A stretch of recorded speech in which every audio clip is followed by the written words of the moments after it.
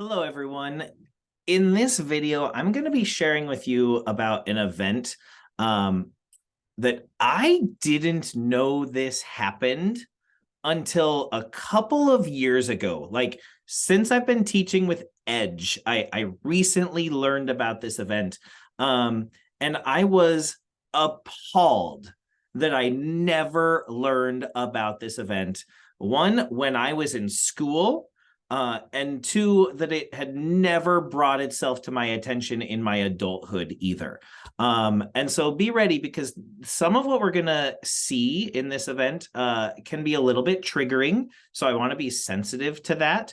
But also, I think it's incredibly important that we know about things that have happened for some reason. And I'll let you kind of come up with your own conclusions and answers at the end. But for some reason, this period of history, this event that happened, was kind of buried in our history. Like it happened and it was quickly forgotten about and almost like swept under the rug to say, oh, let's hide it. Let's not let people know that this happened.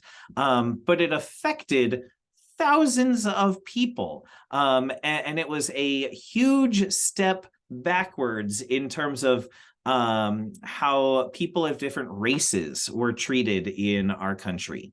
So it's called the Tulsa Race Massacre, and it took place between May 31st and June 1st in 1921. So it's basically an overnight event, right? Took place over the course of 2 days. And it was an incredibly violent event that occurred right here on American soil in the Midwest, in Tulsa, Oklahoma. So let's dive in and just kind of take a look at the event, and you'll see what I'm talking about. So this here is Tulsa, Oklahoma, right? This is 1921. Looks rather nice. This is what we're looking at. That's the community of Greenwood. So it's kind of like a neighborhood inside of Tulsa, Oklahoma. And Greenwood was known as Black Wall Street. Wall Street, as many of you know, is known for its wealth in New York City, right? That's where the New York Stock Exchange is. That's where a lot of financial firms exist. So if you're on Wall Street, like, you're in the money, right? This neighborhood of Greenwood in Tulsa was known as Black Wall Street because it was home to a very large population of affluent African Americans, very successful African Americans who had risen from the ashes, because this is just like a generation or so after slavery. And here we have a community where African Americans were thriving and doing really, really well socially and financially and in many other ways. So really, it's an African-American success story. Greenwood in Tulsa, Oklahoma, was one of the richest African-American communities in the nation. It was known as Black Wall Street. The businesses and buildings were owned by African Americans. So we can see in this picture, Black Wall Street had 600 businesses, 21 churches, 21 restaurants, 30 grocery stores, 2 movie theaters, 6 private airplanes. Cool, I want one of those. A hospital, a bank, and its own school system. So we can see it was a very successful, thriving Black community. Let's take a look at this video. There was nothing that you could not do. From executive producers LeBron James and Maverick Carter. People call it Black Wall Street. White Tulsas murdered black folks. Victims were buried in unmarked graves. There was a systematic cover-up. We have a responsibility to find the truth. Dreamland, the burning of Black Wall Street. All right, so you can see they've actually created a documentary film about this, produced by LeBron James. So, you know, if he knows basketball, he probably knows filmmaking. That's not very fair of me. He backed it up financially because this was a matter that was really important to him to share this story. And so that is out there if you wanted to look up that documentary. It's called Dreamland, and it is about this. Okay. Not again. There we go. In 1921, Tulsa was on a knife's edge. Most of the city's 10,000 Black residents lived and worked in the prosperous, beautiful district of Greenwood. Some people called it Black Wall Street. It was self-contained and self-sustaining. Black residents owned the houses, banks, stores, restaurants, and theaters. It was a thriving neighborhood, an American success story. But not everyone in Tulsa felt that way. The KKK was putting down roots throughout the city. Mob justice was on the rise, lynchings were common, and the police were often nowhere to be found. On the morning of May 30th, a few seconds in a building in downtown Tulsa brought all of those tensions to a head. Two teenagers, a black shoe shiner named Dick Rowland, and a white elevator operator named Sarah Page, crossed paths in an elevator. The most common explanation is that Rowland just stepped on Page's foot as the doors opened. Page cried out, and it brought a nearby clerk running. And Rowland, a black man alone with a white woman, knew what white Tulsans would think. No one knows what Page told the police, but whatever she said, the police didn't think it was worth investigating until the next day. The police, one black officer and one white, went to Rowland's house to bring him in. The afternoon edition of the Tulsa Tribune, featuring an inflammatory headline, was released at 3 p.m. And the headline said, "Nab Negro for attacking girl in an elevator." Yikes. An hour later, the death threats started. When the calls began, the sheriff and his deputies barricaded Rowland in a cell in the county courthouse. But the narrative of the Tulsa Massacre was going to have very little to do with that cell. Word had spread throughout Tulsa that Rowland was in danger. Black Tulsans gathered at the Dreamland Theater, the pride and joy of Greenwood. 24 hours later, it would be rubble. "We're not going to let this happen. We're going to go downtown and stop this lynching." The police hadn't stopped lynchings before. Black Greenwood residents figured that the only solution was to take matters into their own hands. Black Tulsans went to the courthouse to offer help to the deputies protecting Rowland, and the mob was not pleased. A white Tulsan reached for a black Tulsan's gun and started to struggle. The shot that resulted might have been an accident, but the hundreds that followed it over the next 24 hours were not. To the whites at the courthouse, that errant shot was permission to unleash the rage that had been building for hours. But really, this was a rage that had been burning as long as wealthy, thriving Greenwood had been in Tulsa. That night, the white mob burned Black Wall Street to the ground. White Tulsans who were deputized en masse just hours earlier arrested 6,000 black residents that night, holding them in makeshift confinement camps for weeks. So back up there. It was the black residents that went to the courthouse, right, to help the deputies fend off the white mob. But then in response, the sheriffs ended up deputizing the white mob, right? They said, "You're a sheriff, and you're a sheriff, and you're a sheriff, and you're a sheriff, and you're a sheriff," so that they could arrest black residents. Crazy, right? By noon on June 1st, white rioters had burned down 35 city blocks in Greenwood. Dozens of black-owned businesses that had anchored the neighborhood, hundreds of homes, and a half a dozen churches. 10,000 Greenwood residents were left homeless. 15 years of Black wealth and self-sufficiency were razed in one night. In the aftermath, the Tulsa City Commission passed fire ordinances that blocked the rebuilding of Greenwood. Right? So they actually prevented the Black residents from rebuilding their own community. So many of Tulsa's Black residents had no choice but to just leave. Most of the victims of the massacre were piled into unmarked graves and buried. And for decades after, what happened that night was buried too.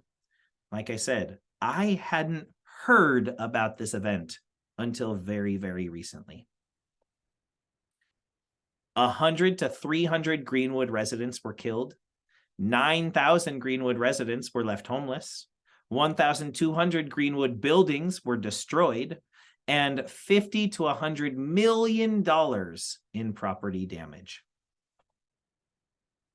So let's wrap it all up. Here's what happened. In 1921, a teenage boy was accused of attacking a white woman. A white mob gathered to lynch him. That means they wanted to hang him, right? Before putting him on trial even. African-American residents of Greenwood went to stop the lynching. They didn't trust the police to stop it. A shot was fired. The white mob burns Black Wall Street to the ground, 35 city blocks of it.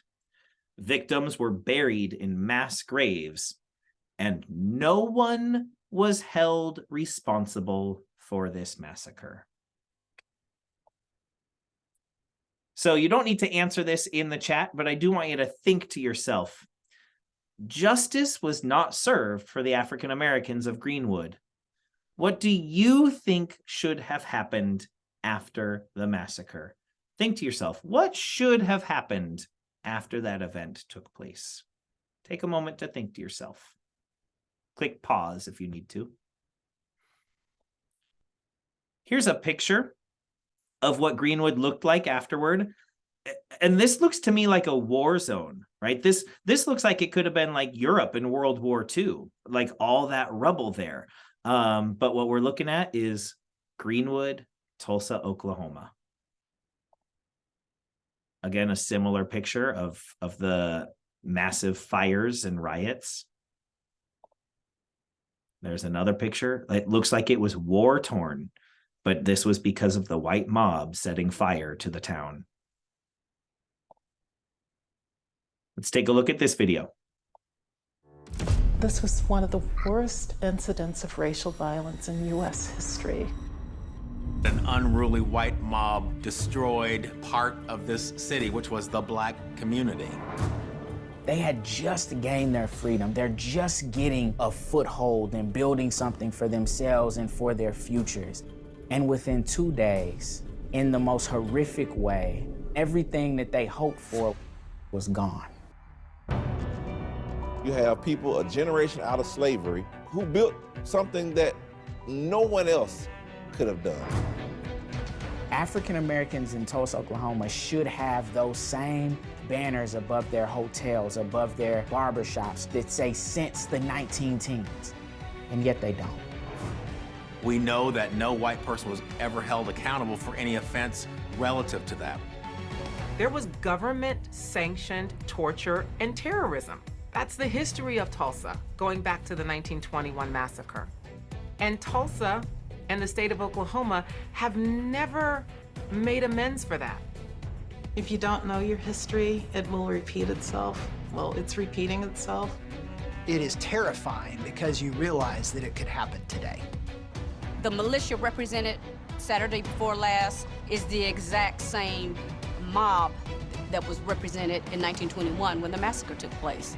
I guess the great hope is that this will never happen again if you tell the story.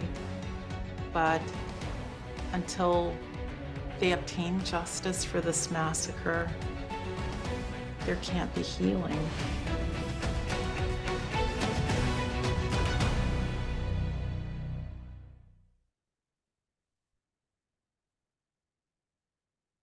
So there's another little bit for you, and I got one more also. The destruction was so complete. The suffering was so biblical. The betrayal was so profound. Black communities deserve the opportunity to confront the past. Our city has been stuck since then. We've never recovered. Tulsa was the best place in the nation for African Americans. We have everything from hotels, theaters, doctors, lawyers. People refer to it as Black Wall Street. Showing Black people that a new world was possible. The Tribune published a story titled "Nab Negro for Attacking Girl in an Elevator." It was a false narrative to keep Black people in their place, to reinforce white supremacy. All across Tulsa, angry whites are now organizing. They get their guns, they get their torches. At that point, they start moving towards Greenwood. All hell broke loose. My mother says the white folks are killing the colored folks. Firing into homes. Bombs dropping from the air. It was just an all-out massacre. Not one of those men who participated in the race massacre were ever brought to justice. The Tulsa Tribune refused to write anything about the massacre for more than 50 years. Victims were being buried in unmarked graves across the city. The reason we understand the history of the massacre is that certain survivors decided to talk about it. My mother saw 4 men coming toward our house, and all of them had torches. We would be looking for the remains of those who were lost so tragically. This is so beautiful and sad at the same time. We need to do something about what happened in Tulsa.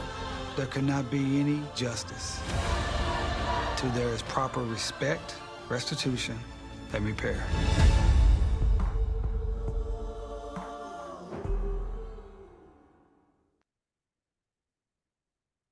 So you can see there's more stuff out there. If you wanted to dive in and research more about the Tulsa Race Massacre, there's documentaries, there's articles, there's plenty of stuff out there. If this is a topic that is newly interesting to you, kind of like it became so for me, and I'm still wondering, why did it take this long for this event to come to my attention? And it's basically because it was buried and forgotten in our history for so long, right? So here's a 107-year-old woman who was alive and there and present for the Tulsa Race Massacre. And she said, "I am 107 years old and have never seen justice." And that was Viola Fletcher, the oldest known survivor of the 1921 Tulsa, Oklahoma Race Massacre, in which a white mob stormed and burned down a prosperous Black neighborhood, testifying before Congress on May 19th of 2021. And this is why it finally became known to me, because it was finally being seen by Congress in 2021, right? For years, the Tulsa Race Massacre was ignored by history. It was not taught in schools. The newspaper had published the inflammatory article, took it out of its archives, and it was almost forgotten. Think to yourself, why is it important to remember events like the Tulsa Race Massacre? Thanks for listening.